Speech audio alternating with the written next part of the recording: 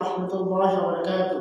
وعليكم السلام ورحمة الله وبركاته. إن الحمد لله وحده نحمده ونصلي على رسوله الكريم প্রশংসা সেই মহান রব্বুল আলামিনের জন্য যিনি সালাতুল মাগরিব আদায় করার পর আমাদের সকলকে একত্রিত হওয়ার তৌফিক দান করেছেন। সকলে সেই মহান রব্বুল আলামিনের প্রতি শুকরিয়া আদায় করে সকলে বলে আলহামদুলিল্লাহ।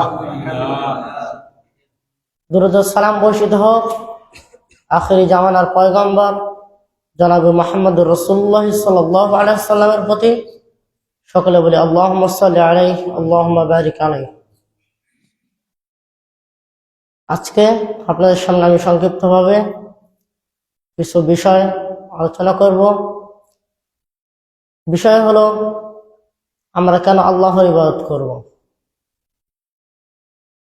কিছু মানুষ আল্লাহর ইবাদত করে আর কিছু মানুষ আল্লাহর ইবাদত করে না।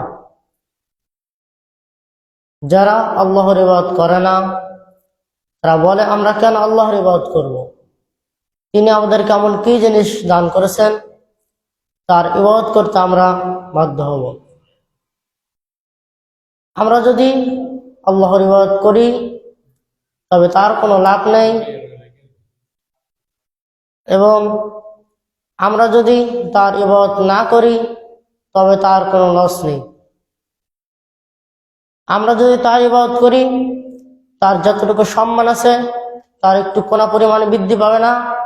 আমরা যদি তার ইবাদত না করি তার যে সম্মান আছে তার একটু কোনা পরিমাণ কমবেও না।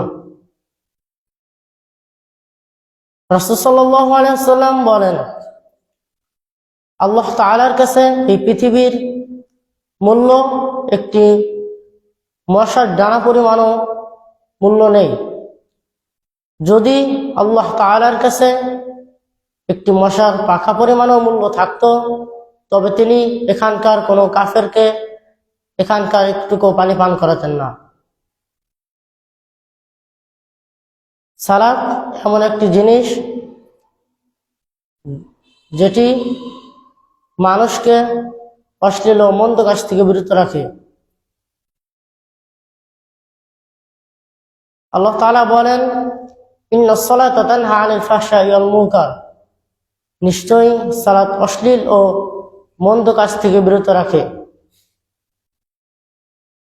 আমরা যদি এই পৃথিবীতে ভালো কর্ম কাজ করতে পারি তবে আমরা পরকালে সফল এবং দুনিয়াতেও সফল। আমরা যদি এই পৃথিবীতে খারাপ কর্ম কাজ করি তবে আমাদেরকে পরকালে জাহান্নামে যেতে হবে, যদি ভালো কাজ করি তবে আমাদেরকে জান্নাতে যেতে হবে।